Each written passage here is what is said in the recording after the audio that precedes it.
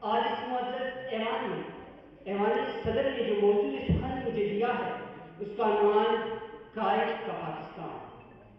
کچھ عرصہ نہیں گزرا یہاں کچھ لوگ رہتے تھے جو دل محسوس کرتا تھا علل اعلان کہتے تھے، گریبانی چاک دیوانوں میں ہوتا تھا شمار ان کا، غزہ سے کھیلتے تھے وقت کے الزام سہتے تھے۔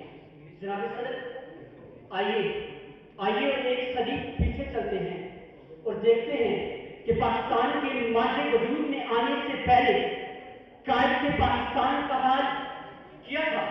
ہر طرف ظلم و بربریت تھی، کفر و شرک کا راج تھا، انگریز حاکم اور مسلمان غلام تھا۔